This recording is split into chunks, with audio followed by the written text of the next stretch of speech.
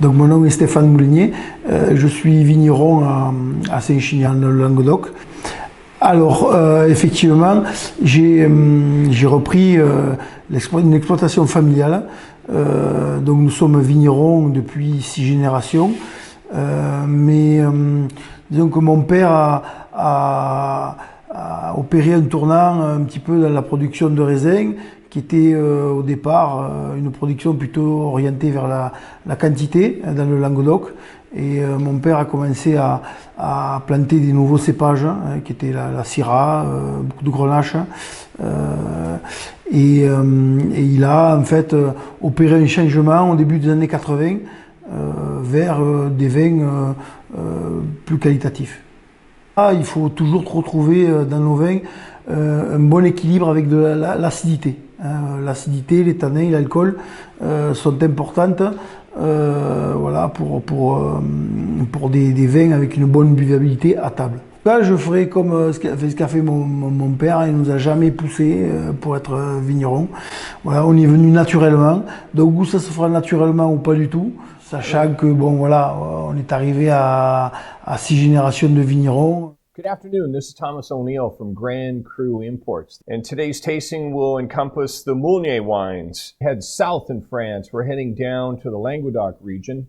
Moulinier in France means miller, which is a keeper of olive oil trees, and the Moulinier family has 5 generations of making olive oil in the Languedoc region. Not that far away from Provence, and everyone knows that Provence perhaps makes the best rosés in the world. Today we're going to try the 2018 rosé. This is Stéphane Moulinier's adaptation or addition or interpretation of what he can do in the vineyard. When I first went to meet Stéphane for the first time in 2013, I wasn't really sold on rosé, I should tell you that. I'm not a big rosé fan.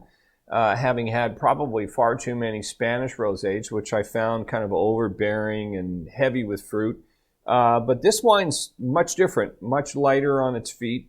Just beautiful in color, very pink, salmon colored. On the nose, very much floral. White flowers and peonies, some rose petals. Tremendous balance, some nice lifting acidity. It's a light enough wine to enjoy on its own, but certainly can be enjoyed with light summer fare, seafood, cheese, even fruit. As we continue on the tasting of Moulinier wines, we're now moving on to their 100% Viognier.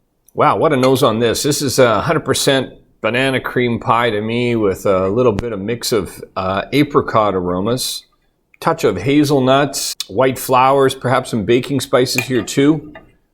On the palate, as you start to taste it, it's got this acidity there, but then the fruit just encapsulates your mouth, just kind of runs around your tongue. This is a very rich wine, but certainly not sugary in any way or overly sweet. It's got tremendous balance of acidity and fruit. This wine has enough depth for sure to carry fish, poultry, other seafood fare. And we're on to their entry-level red, called the Tradition. No oak, aged for about 14 months in stainless steel tank, made up of 60% Syrah and 40% Grenache, about medium dark in color. Let's see what the nose gives us. Oh, definitely dark fruits. I would say black cherry, some blueberry, definitely some currant. A little bit of herbs and spices in there, and I get a little touch of smokiness on it. Yeah, it's a very, very lovely nose. Let's give it a try. Nice, balanced, easy entry on the palate. Soft. It's got fruit that carries the wine. It's not overbearing.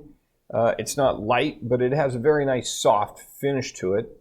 This wine will drink right out of the gate. Moulinier made this wine to drink in its first 2, 3, 4 years of being in bottle. I think if you found a bottle of this 5 years from now in your cellar, you wouldn't be disappointed. In fact, it might even put on a little more weight. But it's really designed for that pull and pour crowd, those that want to enjoy their Languedoc, Grenache, and Syrah wines early. and at a price point of $32.99. Certainly a Monday to Thursday wine that you can pull anytime from your cellar. Thank you. Let's now try Le Sigillere. More complex on the nose, certainly, than the tradition. It sees an additional year of aging, and a small amount of this wine actually sees oak, and you can get that on the nose. There's a little bit of vanilla, and you get that right away. Definitely dark fruits with the Syrah and the Grenache. Some black currant, some violet flowers for sure, blackberry, a little bit of herbs and spices, of course. There's more complexity to this wine, and you can smell it initially right on the nose. You get it without even trying it on the palate. I get, wow, this has got a little more depth going on here. So let's give it a try on the palate.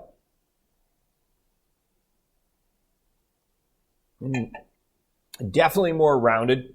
Touch of licorice in this for sure.